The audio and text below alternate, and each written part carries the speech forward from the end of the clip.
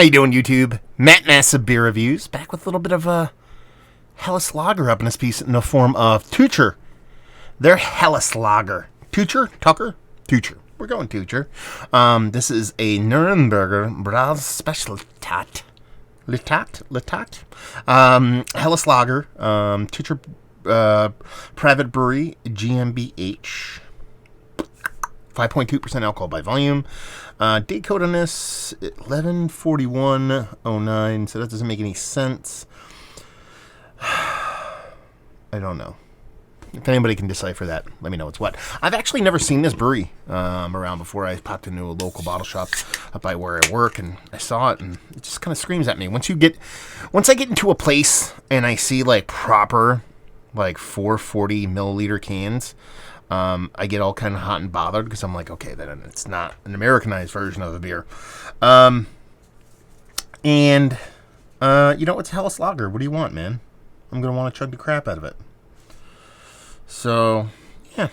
I dig this label, man. Very old schooly and stylings, so I can get down with that. Well, Arsenal colors, baby. A little bit of light blue, a little bit of yellow. I can get down with that, too. As far as the beer looks, I mean, it looks like just a straight up uber hyper clean kind of Helles. 2 fingers, because this dude pours awesomely, of a rich, creamy, fluffy, want to sleep on that sucker kind of head, and just this rich, very gently carbonated, kind of just south of amber, just north of straw kind of color going for it. So it looks the part of a Helles. Let's see what this has on the nose. I like this. Yeah, it has a nice kind of like subtly toasty kind of crackery malt. Nothing too aggressive, but it's obviously a bit bigger than what you get off a typical kind of Pilsner or something of that ilk. There is a little bit of soft kind of spicy bittering here. It's a little bit herbally, nothing too aggressive, but both of them complement each other quite a bit. I would say this is probably a little bit more aggressive. And perceptionally, I mean, it's 5% alcohol. It's not punching you in the face. But the nose, for me, just gives me a little bit more than what I typically get from a Helles in a very subtle but fun kind of way. So I really dig the nose on this. Probably one of the better noses I've had on a Helles as of late. Let's dive in. Cheers. It really does kind of follow that nose to a T and comes off quite a bit more jumpy and robust in the actual taste that you kind of expect from a, overseas Germany, Nuremberg-born kind of Helles. That maltiness jumps up a notch from that crackery maltiness, almost to a subtle kind of sweet, brown bready, dare I say, subtle dollops of caramel kind of vibes to it. It's that kind of rich of a mouthfeel while staying crisp and super drinkable. That's a cool trick, kind of pulls off.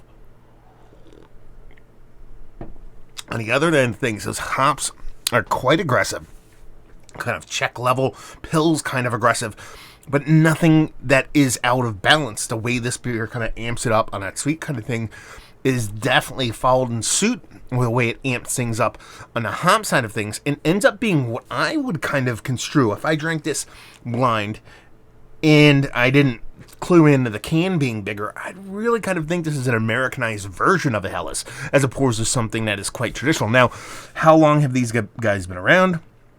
I mean, it says 1672. I don't know if that's the Reinheitsgebot dating on it. No, since. There you go. Reinheitsgebot is way earlier than that. What the hell am I thinking? So they've been around for a while. And honestly, this is probably one of my more favorite Helles that I've had in quite some time. Like I said, it's a bit bolder on both a malt side of things and hop side of things, but nothing too aggressive to where it kind of gets out of style criminally. But at the same time, it retains its kind of super drinkability. Sorry, a little bit of gassiness from it. Drinkability is there, crispiness is there. It's really a really well done Helles in a very vibrant, kind of showy kind of way. I kind of like it. I like it a lot. I like it very much. What other ways can I say that I like it? I mean, let's talk about it. From the way this shit kind of shows in the malt and hop side of things and the drinkability, this is one of the better Helles I've had as late. I kind of want to put this Mount Rushmore side as like all-timer. Honestly, I think this is absolutely fantastic beer. I want to buy the crap out of that. Let's move on. Value and availability. Picked this up off, not even a shelf, it was on a floor, a concrete floor, at a bottle shop. I assume this is kind of readily available. $11. That's probably a little bit expensive for this. What do I know? This could probably be something most people can get for $8, but I got it for $11. I would buy the crap out of this for $11 for a 4-pack, a proper 440s. On game. And leave you with, if you like what we like this beer, if you like Helles but you want a little bit of pizzazz on there, you're going to dig this. Again, it's not so much vibrant to the point where it loses its style. It's just really well done, really tasty, and like I said, honestly, one of the better Hellses I've ever had. So there you go. Reviewing the books. Hopefully you guys enjoyed it as much as I did. Let me know if you've had this one, please, down there if you want to talk about it. Massive Beers.